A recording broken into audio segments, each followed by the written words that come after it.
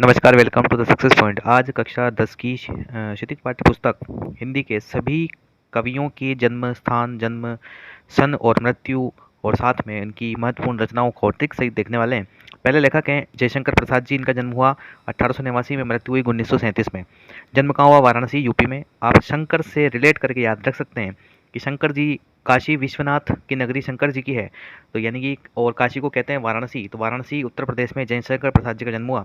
और रचनाओं को याद करने की ट्रिक है कि कामायनी ने कुसुम का कंकाल देखा तो उसकी आंखों से आंसू झरने लगे। अर्थात कामायनी से हो जाएगा कामायनी, कुसुम का यानी कि कानन कुसुम, कंकाल यानी कंकाल, और आंसू झरने लगे यानी कि झरना आंसू। नेक्स्ट कवि हैं तुलसीदास जी।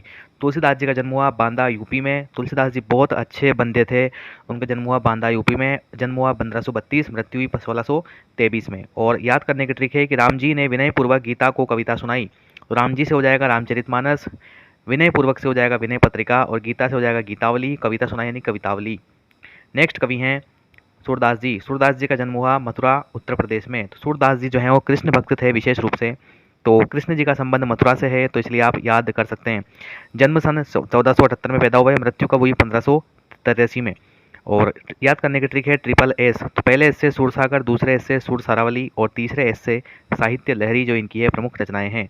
नेक्स्ट कवि हैं सूर्यकांत त्रिपाठी निराला जी। जन्म हुआ 1899 में, मृत्यु हुई 1961 में। जन्म कहाँ हुआ? महिसादल, बंगाल में जो है इनका जन्म हुआ।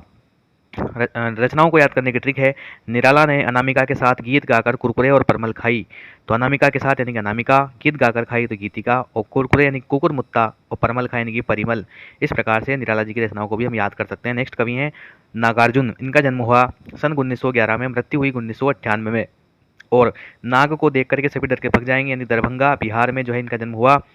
और या रचनाओं को याद करने की ट्रिक है अर्जुन ने ऐसा तीर चलाया कि सतरंगी पंखों वाला मिलिट्री का घोड़ा भी धारा में बह गया। तो अर्जुन से याद रखना है, नागार्जुन की रचनाएं हैं। ऐसा तीर चलाया कि सतरंगी पंखों वाला, यानी सतरंगी पंखों वाली पहली रचना। मिलिट्री का घोड़ा है तो मैं मिलिट्री का बूढ़ा घोड़ा, और घोड़ा भी जो है धारा में बह गया यानी कि युग धारा। नेक्स्ट कवि हैं मंगलेश डबराल। मंगलेश डबराल का जन्म हुआ 1948, देश आज़ाद हुआ उसके एक साल बाद में, टिहरी गढ़वाल, उत्तराखंड लिया, उत्तराखंड में। और रचनाओं को याद करने की ट्रिक है मंगलेश के घर का रास्ता पहाड़ पर लालटेन लेकर ढूंढते हैं, और हम देखते हैं कि ये एक ऐसी जगह है जहाँ आवाज़ तक नहीं है। कि मंगलेश के घर का रास्ता पहाड़ पर लालटेन लेकर ढूंढते हैं, और हम देखते हैं कि यह एक ऐसी जगह है जहाँ आवाज़ तक नहीं है। अर्थात मंगलेश के घर का रास्ता से हो जाएगा घर का रास्ता, और पहाड़ पर लालटेन से हो जाएगा पहाड़ पर लालटेन, और आवाज़ भी एक जगह है और हम जो देखते हैं। इस प्रकार से इनकी रचना भी याद हो जाएगी। नेक्स्ट है स्वयं प्रकाश। इनका जन्म हुआ 1947, जब देश आज़ाद हुआ तब इंदौर मध्य प्रदेश में जन्म हुआ स्वयं प्रकाश जी का। रचनाओं को याद करने की ट्रिक है जब सूरज का प्रकाश निकलेगा तब अच्छे दिन आएंगे, और सभी जात के आदमी ईंधन बचाने की विनय करेंगे। यानी कि जब सूरज का प्रकाश निकलेगा, तो सूरज कब निकलेगा और तब अच्छे दिन आएंगे, तो आएंगे अच्छे दिन भी। नेक्स्ट है सभी जात के आदमी, तो आदमी जात का आदमी, और ईंधन यानी कि ईंधन, और बचाने की विनय करेंगे तो बीच में विनय। नेक्स्ट कवि हैं रामवृक्ष बेनीपुरी। तो रामवृक्ष बेनीपुरी का जन्म 1899 में हुआ था, और बेनीपुरी पुरी से याद रखते हैं मुजफ्फरपुर बिहार में। ट्रिक है बेनीपुरी अपने पैरों में जंजीरों से पंखों को बांधकर पतितों के देश में चिता के फूल उठाकर माटी की मूर्तों पर चढ़ाने गया। बेनीपुरी जो है अपने पैरों में जंजीरों से पंखों को बांधकर पतितों के देश में चिता के फूल उठाकर माटी की मूर्तों पर चढ़ाने गया। अर्थात पैरों में पंख बांधकर, तो पैरों में पंख बांधकर पहली रचना। किससे बांधे? जंजीरों से, तो जंजीरें और दीवारें। कहाँ गया था? पतितों के देश में, तो पतितों के देश में। क्या उठाए? चिता के फूल उठाए थे, और कहाँ चढ़ाए थे? माटी की मूर्तों पर, तो माटी की मूर्तें। नेक्स्ट कवि हैं अपने यशपाल जी। यशपाल जी का जन्म हुआ भाई 1903 में, मृत्यु 1976 में। फिरोजपुर पंजाब में इनका जन्म हुआ। और ट्रिक है यशपाल दादा कामरेड की पार्टी में अमिता और दिव्या के साथ फूलों का कुर्ता पहन के गए, जिससे वहाँ तूफान आ गया। यशपाल जी जो है दादा कामरेड की पार्टी में, तो दादा कामरेड पहली रचना हो जाएगी। ठीक है, पार्टी से हो जाएगा पार्टी कामरेड। किसके साथ में गए थे? अमिता और दिव्या के साथ में। क्या पहन के गए थे? फूलों का कुर्ता, और वहाँ पे क्या आ गया? तर्क का तूफान। नेक्स्ट कवि हैं मनु भंडारी। का जन्म जो हुआ 1931 में, और भानपुरा इंदौर मध्य प्रदेश में इनका जन्म हुआ।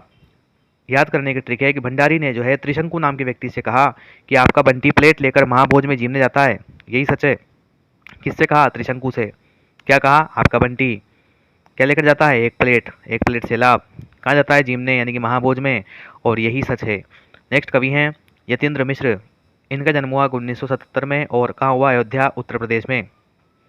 इनकी रचना याद करने की ट्रिक है यतीन्द्र मिश्र यदा कदा अयोध्या जाते थे और ड्योढ़ी पर बैठकर गाते थे। तो यदा यदा कदा से हो जाएगा यदा कदा, अयोध्या और ड्योढ़ी पर आलाप, आलाप का मतलब गाना।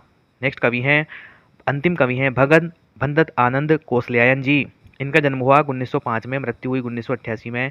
और इनकी ट्रिक है, आनंद ने कहा, अम्बाला पंजाब में इनका जन्म हुआ। आनंद ने कहा कि ऐसे दरिद्र भिक्षु का पत्र रेल का टिकट कटवा कर ले जाना, भूलने की बहानेबाजी मत करना। क्या कहा इन्होंने कि दरिद्र भिक्षु, ऐसे दरिद्र भिक्षु का यानी कि आह ऐसी दरिद्रता, भिक्षु का पत्र से भिक्षु के पत्र, रेल का टिकट कटवा कर यानी कि रेल का टिकट, और भूलना मत यानी कि जो भूल ना सका, और बहानेबाजी से हो जाएगा बहानेबाजी।